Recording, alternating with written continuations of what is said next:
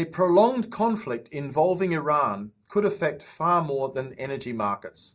For decades, the global financial system has been closely linked to oil exports from the Gulf and to the vast financial flows those exports generate.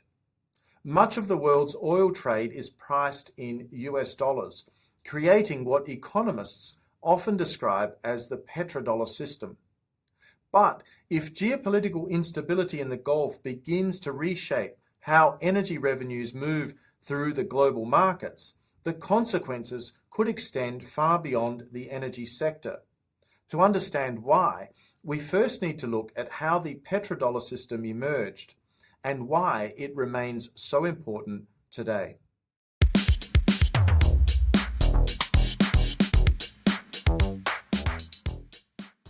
The foundations of the petrodollar system were laid during the 1970s, following the collapse of the Bretton Woods monetary system and the oil shocks of that decade. Oil exporting countries began accumulating very large revenues from energy exports. Because oil was priced primarily in US dollars, these revenues were overwhelmingly denominated in the US currency. At the same time, many of the countries receiving these revenues had relatively small domestic financial markets.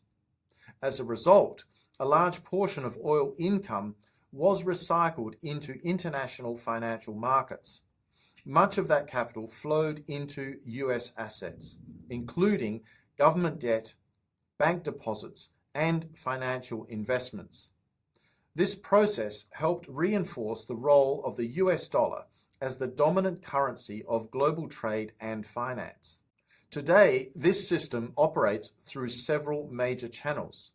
Many Gulf countries maintain large sovereign wealth funds that manage hundreds of billions of dollars in global investments.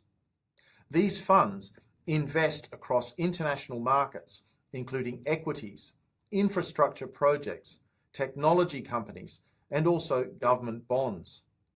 At the same time, central banks in the region hold substantial foreign exchange reserves, many of which remain heavily denominated in US dollars. Together, these institutions channel energy revenues from the Gulf into global financial markets.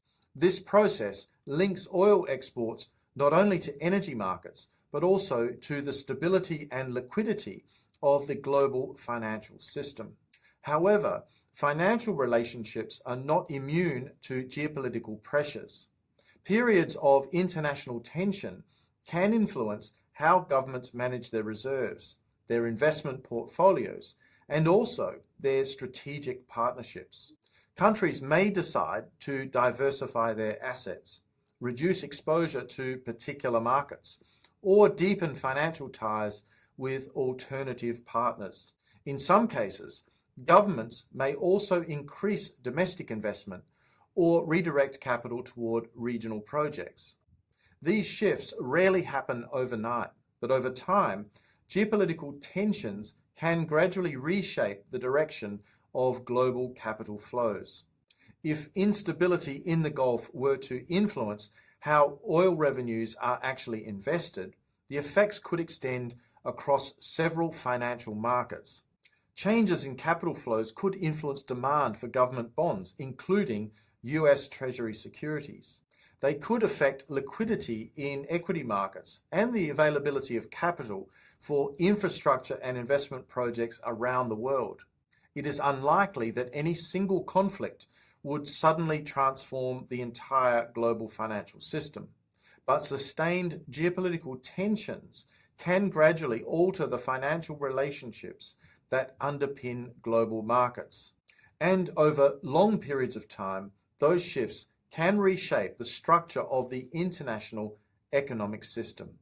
This is why the conflict involving Iran raises questions that extend far beyond the battlefield.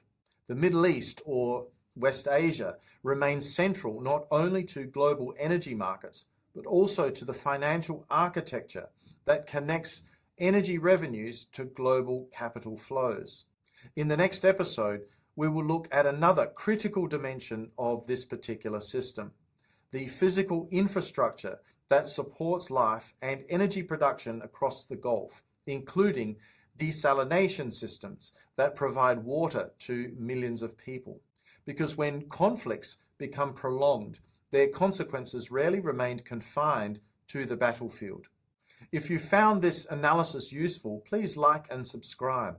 And I look forward to seeing you in the next installment of Climate Mundial.